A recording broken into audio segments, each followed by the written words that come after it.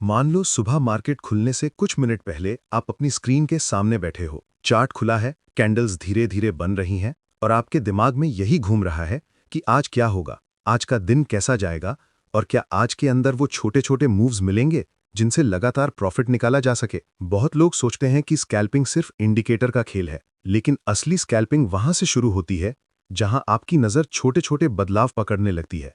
Part 1 में आपने पूरी कंसेप्चुअल समझ ही लिया है कि स्कैल्पिंग क्या होती है, क्यों काम करती है और लोग इसको क्यों अपनाते हैं। लेकिन अब असली चीज शुरू होती है, यानी सेटअप, एंट्री, एग्जिट और मार्केट का पल पल बदलता मोमेंटम, और उस मोमेंटम के अंदर सही जगह और सही समय पर एंट्री करना। आज पार्ट 2 में हम एक ऐसे सेटअप से शुरू कर रहे हैं जिसकी सबसे बड़ी खूबी ये है कि ये आपको मार्केट में बिना फंसे हुए छोटे मूव्स पकड़कर बाहर आने में मदद करता है। अब मान लो आज सुबह मार्केट गैप अप खुली है। पहले कुछ सेकंड में कैंडल ऊपर जाती है, नीचे आती है, थोड़ा शोर बनता है। नए ट्रेडर यही शोर देखकर घबरा जाते हैं, लेकिन स्कैल्पर इस शोर को शोर की तरह नहीं देखते, वो इसकी धड़कन समझते हैं।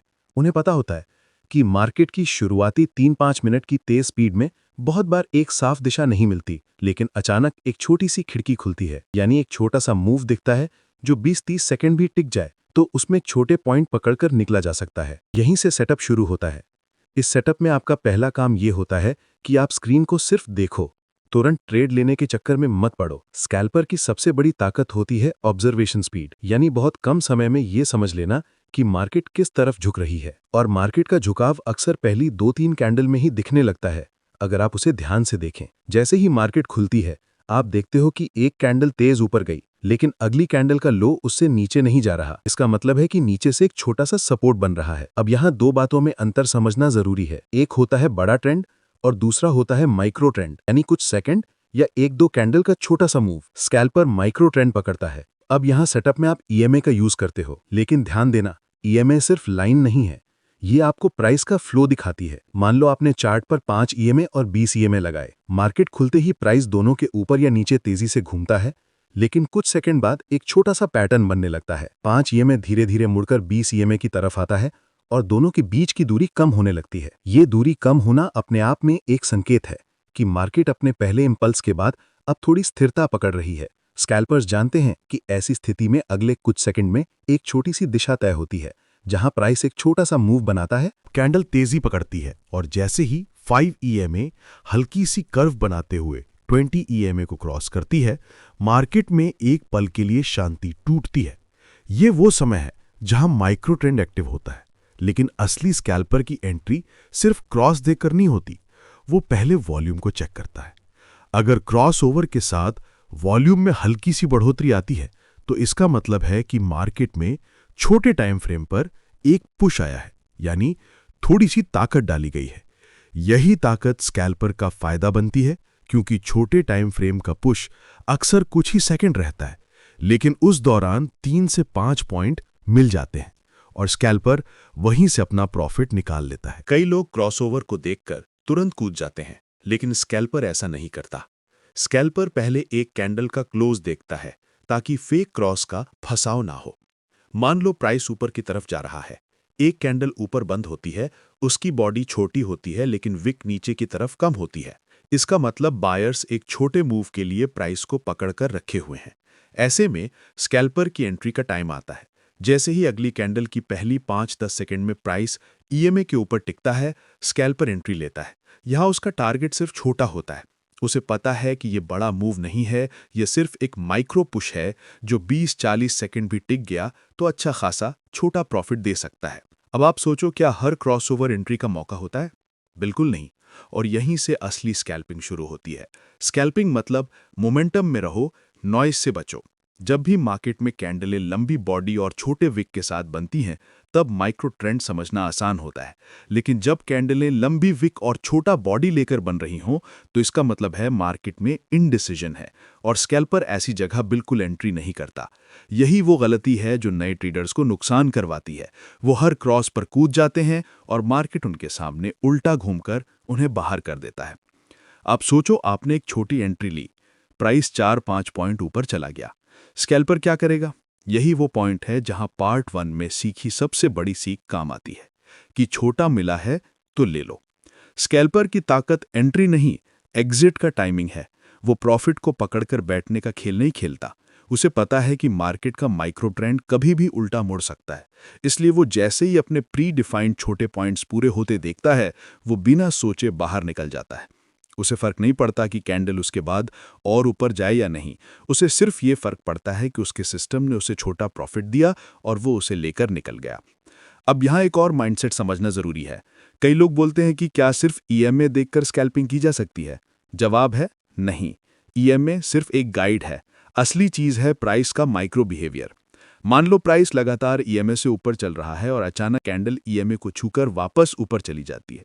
ये छोटे टाइम फ्रेम में पुलबैक बनता है और स्कैल्पर ऐसे पुलबैक को भी स्कैन करता है, क्योंकि अक्सर पुलबैक के बाद छोटा सा कंटिन्यूएशन आता है और स्कैल्पर वहीं अपने 2-3 पॉइंट लेकर निकल जाता है। अब आप सोच रहे होंगे कि ये आसान लगता है, लेकिन मार्केट में लाइव ऐसा करना मुश्किल क्यों हो जाता है? उत्तर सीधा है, स्पीड। स्कैल्पिंग में सबसे बड़ी ताकत होती है रिएक्शन स्पीड। मार्केट 1 सेकंड में बदल सकता है। आपने थोड़ी देर लगाई, बस एंट्री लेट हुई और पूरा सेटअप खत्म। इसलिए स्कैल्पर्स हमेशा सबसे पहले ये सीखते हैं कि गलत एंट्री लेने से बेहतर है नो ट्रेड लेना। और ये बात समझना पार्ट 2 की असली शुरुआत है, क्योंकि आगे हम इसी के ऊपर आगे बढ़ेंगे। अब मान लो आपका सेटअप बनने लगा, ईएमए क्रॉस होने वाला है, वॉल्यूम भी ठीक है, कैंडल स्टेडी बन रही है। इस समय 2 तरह के ट्रेडर बनते हैं। एक वो जो जल्दबाजी में एंट्री ले लेते हैं और फिर मार्केट उल्टा चलते ही वो घबरा जाते हैं। दूसरे वो जो पेशेंटली इंतजार करते हैं कि कैंडल ईएमए के ऊपर होल्ड करे, विक कम हो, बॉडी ठीक बने और फिर प्राइस किसी भी तरह की हिचकिचाहट के बिना आगे बढ़े। असली स्कैल्पर वही होता है जो दूसरी कैटेगरी में आता है। वो एंट्री तब लेता है जब उसे 70 से 80% भरोसा हो कि ये मूव एक छोटा सा पुश देगा। वो मूव बड़ा नहीं भी जाए तो भी कुछ पॉइंट निकल ही आएंगे। और अब बात आती है स्टॉप लॉस की। स्कैल्पिंग में एसएल बहुत छोटा होना चाहिए, इतना छोटा कि नए ट्रेडर्स उसे देखकर डर जाते हैं, क्योंकि स्कैल्पिंग में एसएल बड़ा मतलब सीधा लॉस। छोटे एसएल में आप 10 ट्रेड करोगे तो 7 बार छोटे प्रॉफिट मिलेंगे और 2-3 बार छोटे एसएल भी लगेंगे तो भी दिन का नेट प्रॉफिट बच जाता है।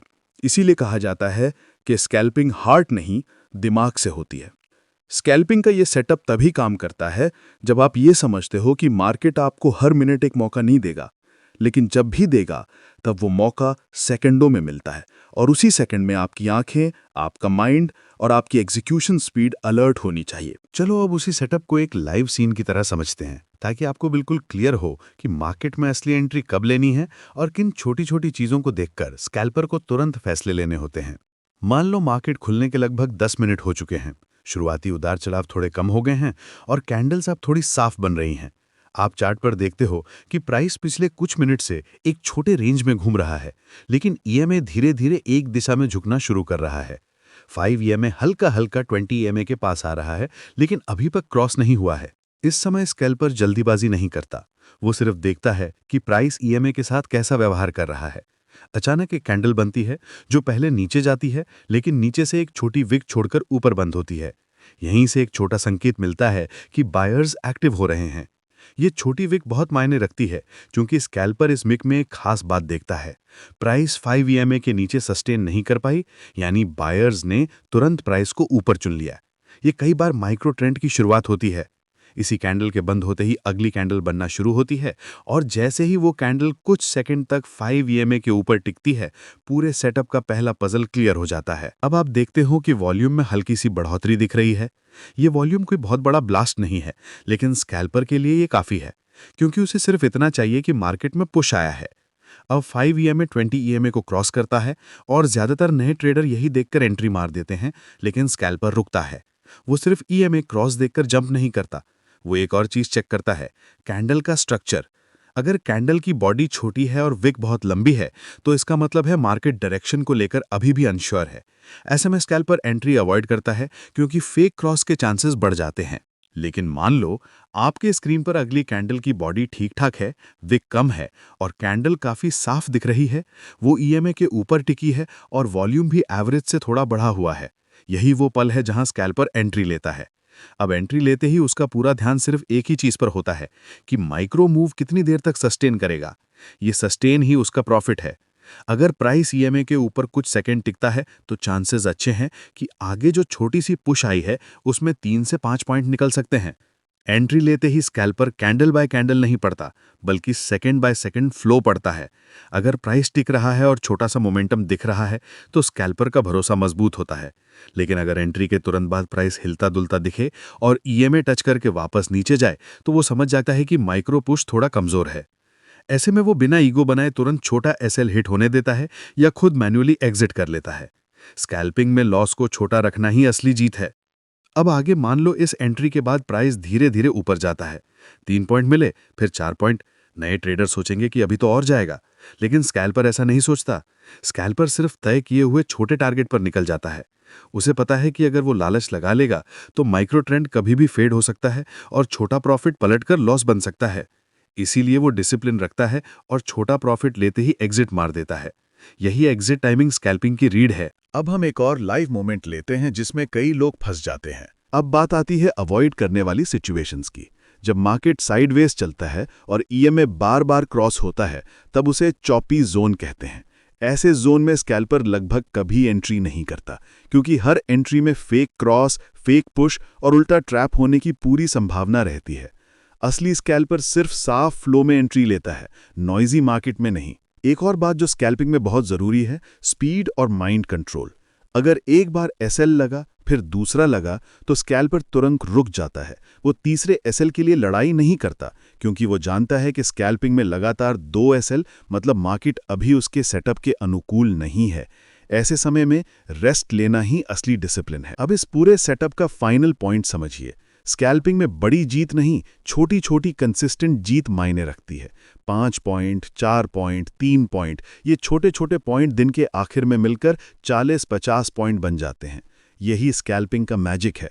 आप मार्केट में ज्यादा देर नहीं फंसते, स्ट्रेस नहीं लेते, जल्दी एंट्री और जल्दी एग्जिट करते हो और बिना बड़ी रिस्क लिए दिन का अच्छा खासा प्रॉफिट बना लेते हो।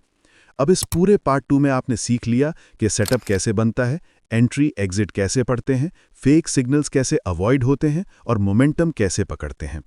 अब अगले पार्ट 3 में हम एक और पावरफुल स्कैल्पिंग सेटअप सीखेंगे जो मोमेंटम और माइक्रो पुलबैक पर चलता है और कई स्कैल्पर्स का फेवरेट सेटअप है।